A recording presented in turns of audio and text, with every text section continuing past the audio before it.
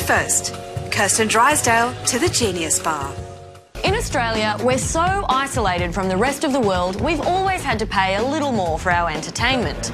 And given the high calibre of TV, film and music we import, Australians have always been happy to put up with slightly higher prices. But distribution methods have changed. Music is now purchased online. Even film and TV can be streamed over the internet. So if everything is now distributed electronically, why are we still paying so much more? Let's say you want to buy the new Bruno Mars album, because you don't know any better. In Australia, that'll set you back $14.99. But if you live in America, that same album will cost you $10.99. Americans pay significantly less, and that's hardly fair given they're the ones who inflicted Bruno Mars upon us in the first place. While the new Pink album costs us $17 and them $8. When it comes to movies, the disparity is even worse. If you want to buy, say, The Life of Pi from iTunes, that'll set you back $29.99. But if you're in America and you want to buy the exact same movie from iTunes, it'll only set you back $14.99, which is about half of what it costs in Australia. Is this the queue for iTunes? I have no idea how computers work. So why does it cost us more? Well, last year, a parliamentary inquiry tried to find out. They called in representatives from AMCOS, that's these guys, and APRA, these guys, and they were asked to ETFS, that's this. And their answer, boiled down to one unfairly simplified gesture, was, Oh, and something about how... The difference is caused by exchange rates. So let's look at that. In 2008, when the Australian dollar was much weaker than the greenback, we paid about 70% more for our music. But since then, the Aussie dollar's got a lot stronger, which is why we're still paying 70% more for our music. Wait, what? Then you had ARIA, that's these guys, who said that it's because the cost of doing business in Australia is still higher, even for digital goods. These businesses are running with local costs, be that wages, be that property, and importantly marketing and what we in the music industry call A&R, which is the R&D of the music industry. Which is a fair point, but it's hard to justify a 70 to 100% markup when most of the research and development in Australian music these days seems to be done like this. So we asked Apple for answers the old-fashioned way, by paying a professional musician to record a question and uploading it directly to iTunes. In the land of guns and apple pie, the song costs $1.29, but when I choose, here's an Aussie accent, the price goes up 70%. What? We come from the land down under, where prices grow and apple plunder. But iTunes only responded with a download chart that showed our song getting smashed by a Bruno Mars track, which is iTunes' way of saying F you.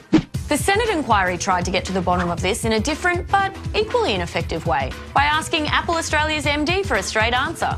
Sadly, Apple didn't answer in song, but if they did, it would have sounded like this.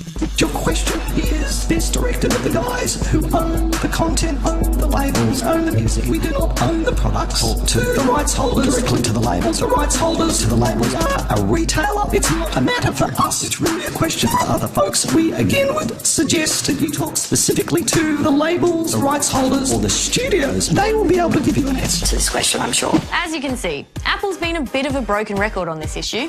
Talk to the record companies, talk to the record companies, talk to the record companies. So we did. We asked EMI, Sony and Universal why music downloads in Australia are so much more expensive.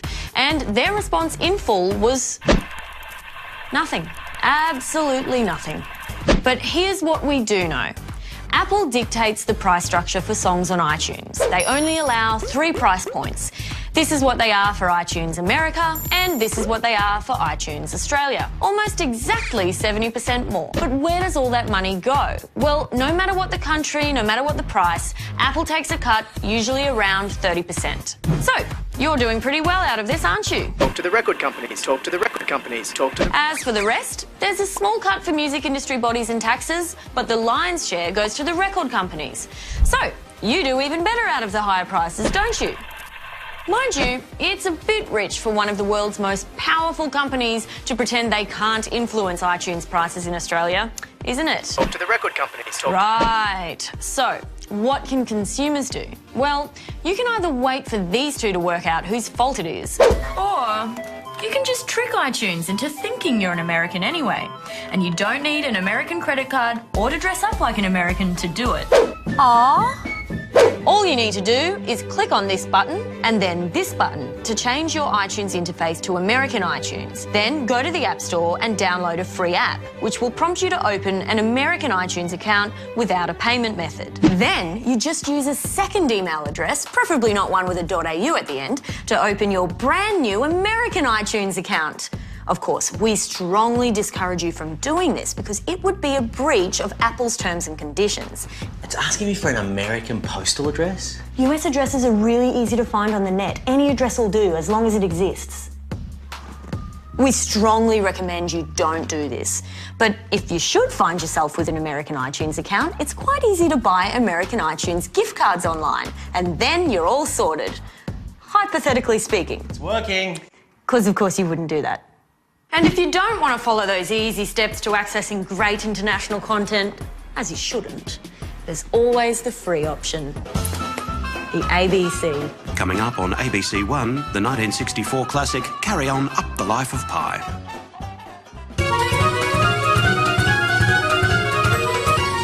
In the land of guns and apple pie, the song costs $1.29. But when I choose, here's an Aussie accent, the price goes up 70%.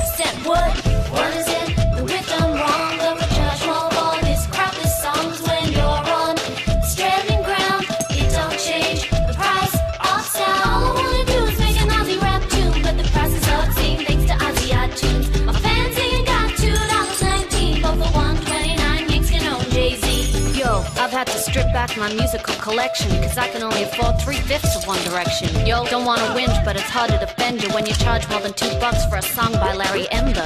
Now, I'm a bit of a gangster. Auto-tune that shit, Larry!